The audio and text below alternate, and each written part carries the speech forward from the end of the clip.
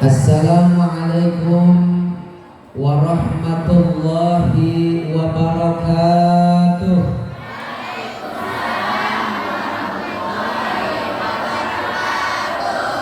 Alhamdulillahilladzi asra abdahu laylan minal masjidil harami ilal masjidil aqsa alladzi barakna hawlahu linuriyahu min ayatina innahu huwas sami'ul basir. Asyhadu an la ilaha illallah. Tiga orang kompak. Asyhadu an la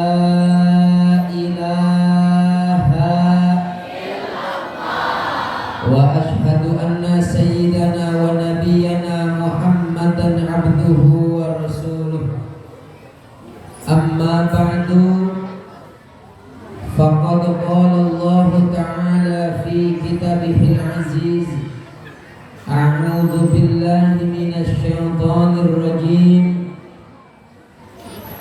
Bismillahirrahmanirrahim.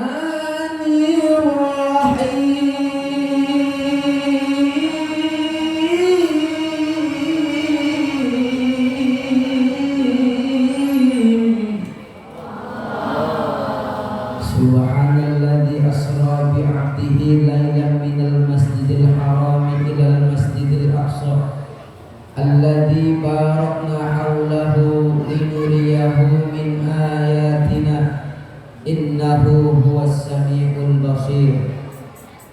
Wa qala an-nabi sallallahu alaihi wasallam, ya agak ada yang jawab Isa.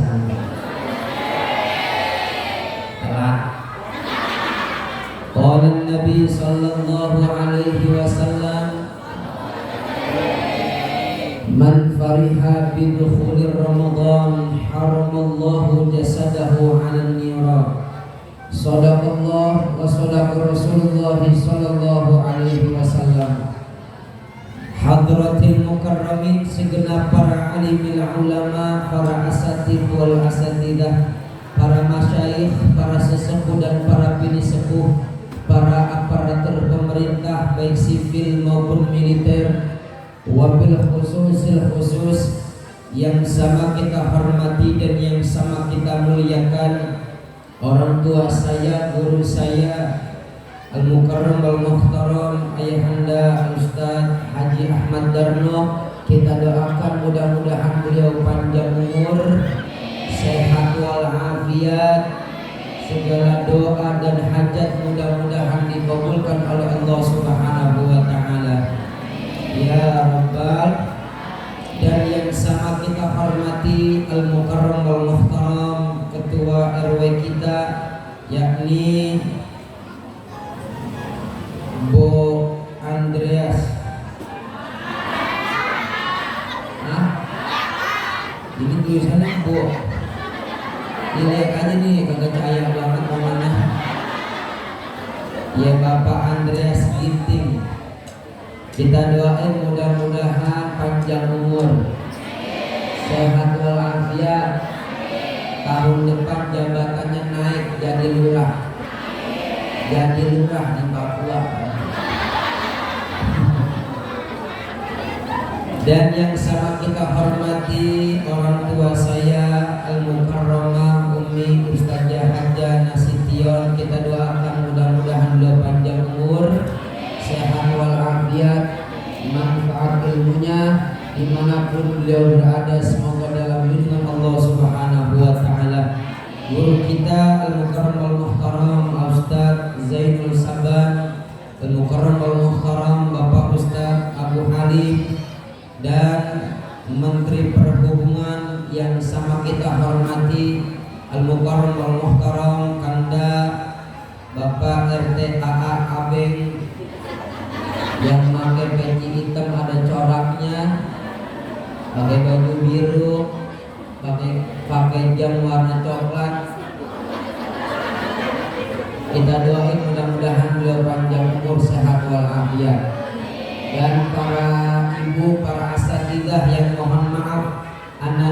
tidak absen satu persatu namanya, namun siogyanya tidak mengurangi rasa hormat dan takzim saya. Teriring doa kita semua yang hadir pada pagi menjelang siang hari ini, mudah-mudahan Allah panjangkan umur kita. Kalau amin tangannya di mana? Ya. Amin mah amin, gue dicoba juga. Mudah-mudahan kita semua biar panjang umur, sehat walafiat. Allah berikan kita rezeki yang melimpah, syukur-syukur barokah, bisa pergi ke Mekah, sa'i di Safa wal Marwah, mabit di Mina Musdalifah, ziarah ke makam Rasulullah, jalan-jalan ke Jeddah, lewat Laut Merah, balik lagi ke rumah, bisa beli sawah, punya rumah megah, punya mobil mewah. Saya punya istri cantik solehah, calon mantunya Ibu Lurah. Insya Allah mati dalam keadaan husnul. Amin ya rabbal. Bu, saya ceramahnya enakan berdiri apa duduk? Enggak apa-apa berdiri. Ini Pak Haji enggak apa-apa berdiri. Ibu-ibu minta berdiri. Emang di mana-mana ibu-ibu senang main berdiri ya. Jadi mau izin saya mau berdiri. Enggak apa-apa ibu.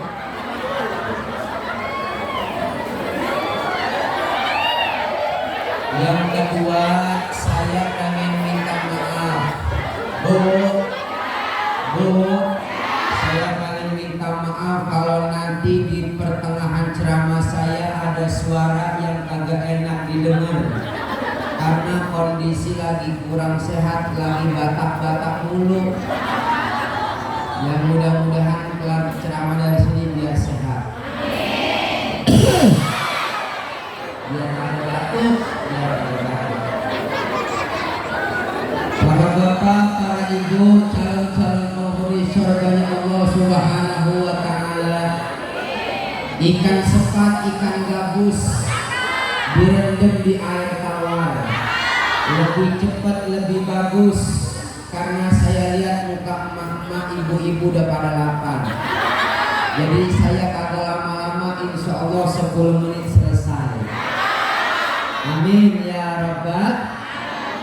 Pada pagi hari menjelang siang hari ini, kita memperingati satu peristiwa besar, kisah yang terindah daripada yang terindah, yang terbaik daripada yang terbaik, sampai-sampai kisah ini dinobatkan di dalam kitab suci Al-Quran, yakni di mana di saat di Isra dan dimi'rajkannya seorang nabi yang pangkatnya paling tinggi dari 124.000 nabi, di mana di saat di Isra dan dimi'rajkannya seorang rasul yang pangkatnya paling tinggi dari 313 rasul. Wa fi ba'dir riwayah 315 rasul.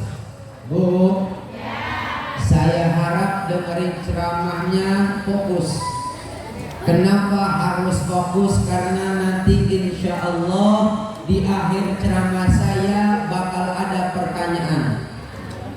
Yang bisa jawab pertanyaan saya, pertanyaannya dari isi ceramah saya, yang bisa jawab dapat hadiah. Ibu tinggal milih pengen kertas yang warna apa? Warna merah. Ampun, itu ada mahalnya. Maka dengerin ceramahnya harus fokus. Pangkat paling tinggi dari 124.000 nabi, pangkat paling tinggi dari 313 rasul, yakni Nabi besar kita Muhammad Sallallahu Alaihi Wasallam, di Isra dan dimi'rajkannya oleh Allah Subhanahu wa Ta'ala. Namun sebelum Nabi di Isra dan dimi'rajkannya oleh Allah, saya mau cerita sedikit boleh? Dulu Apa dulu? Dulu. Dulu. Dulu. Iya dulu, apa gua lagi lupa nih. Di dalam kitab Qissatul Mi'raj, sebelum Nabi di-Isra dan di-Mi'rajkannya oleh Allah, terlebih dahulu Allah memanggil malaikat Jibril. Ngapain Allah manggil malaikat Jibril? Ternyata malaikat Jibril menerima satu perintah untuk memanggil baginda Nabi besar kita Muhammad sallallahu alaihi. Setelah dipanggil oleh malaikat Jibril, Nabi kita, ya Rasulullah. Bu, jawab kenapa? Pokoknya ibu-ibu pada mangap aja. Mungkin ibu-ibu di sini tersepona melihat saya. Jalan-jalan ke Himalaya, jangan lupa membeli pita. Ibu-ibu jangan suka ngeliatin saya lama-lama, nanti takut bisa jatuh cinta. Ulang, ya Rasulullah. Bercentanglah engkau di hadapanku. Itu Nabi kita Muhammad disuruh bercelentang oleh malaikat Jibril. Nabi Muhammad langsung aja bercelentang, Bu. Kagak pakai nanya-nanya, langsung bercelentang. Sama kayak ibu-ibu. Bu, ntar kalau disuruh celentang langsung aja celentang, jangan pakai nanya. Kalau bahasa sini celentang apa, Bu? Celentang. Kalau bahasa Jermannya nangkara gitu. Setelah Nabi besar kita Muhammad bercelentang di hadapan malaikat Jibril, lalu lantas apa yang dilakukan oleh malaikat Jibril? Oh, ternyata Bu Pak, malaikat Jibril pengen melakukan operasi batin, pengen membedah jasad baginda Nabi besar kita Muhammad sallallahu alaihi, dari ujung leher sampai aspal batni. Setelah dibedah jasad baginda Nabi oleh malaikat Jibril dengan izin Allah, lalu lantas apa yang dilakukan oleh malaikat Jibril? Ternyata Bu, malaikat Jibril pengen mencuci satu daging yang apabila daging ini bersih, kita bisa bahagia di dunia sampai akhirat. Namun apabila satu daging ini kotor, maka kita tidak akan bahagia di dunia sampai akhirat. Daging apakah itu? Mati. Timbul pertanyaan, Bu, bukan berarti hati baginda Nabi itu kotor, bukan. Bukan berarti hati baginda Nabi itu tidak baik, bukan. Ini isyarat buat kita, kata musannif yang mengarang kitab Qissatul Mi'raj. Ini isyarat buat kita. Nanti kalau kita pengen mi'raj menghadap Allah, kembali kepada Allah, bertemu oleh Allah, bersihin dulu kita punya.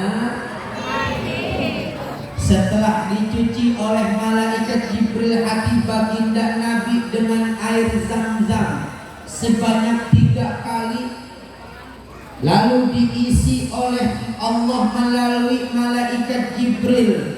Wa mala'ahu ilman wa hilman wa hayaan, diisi hati baginda Nabi itu dengan ilmu, kewibawaan serta rasa malu. Maka nanti kalau kita pengen mi'raj menghadap Allah, bersihin dulu kita punya, insya. Setelah dicuci hati baginda Nabi besar kita Muhammad oleh malaikat Jibril, dibasuh sebanyak 3 kali dengan air Zam-Zam yang tadinya jasadnya terbelah, dirapetin lagi oleh malaikat Jibril dengan izin Allah. Rapat serapet-rapetnya sampai kagak ada bekasnya pisang. Bu, rapet. Bu? Apa? Alhamdulillah kalau masih pada rapat. Setelah dirapetin lagi jasad baginda Nabi, setelah dicuci hati baginda Nabi, rapat serapat-rapatnya, sampai kagak ada bekasnya pisan. Malaikat Jibril pamit oleh baginda Nabi, ya Rasulullah, aku izin pamit. Mau kemana wahai Jibril? Mau ke surga. Mau ngapain Jibril? Pengen ngambil buruk. Setibanya malaikat Jibril di surga, Bu, itu malaikat Jibril bingung. Kenapa bingung? Karena di surga bukan hanya 1, 2, 3 buruk. Di dalam surga banyak buruk, ribuan bahkan jutaan buruk berada di alam surga. Lagi ngapain buruk di alam surga? Yartauna fi riyadil jannah, sedang menikmati keindahan, kenikmatan yang ada di alam surga. Itu malaikat Jibril bingung. Dia impleng dari impleng, ada apa pakai impleng? Impleng apa sih orang sini ngomongnya? Niat ya? Iya, impleng niat ya? Apa Bu? Niat ya? Itu malaikat Jibril niat. Kagak enak banget niat. Lihat. Ya, lihat ya. Dari ujung sorga ke ujung sorga, dari kanan ke kiri, itu malaikat Jibril nyari buruk. Ternyata ada 1 buruk di pojokan lagi ngerengket aja. Ngerengket ngapain ngerengket? Begini nih kayak orang keinginan. Apa sih begini nih? Apa Bu? Ngeringkuk. Mana tuh yang ngeringkuk? Dia lagi ngeringkuk aja.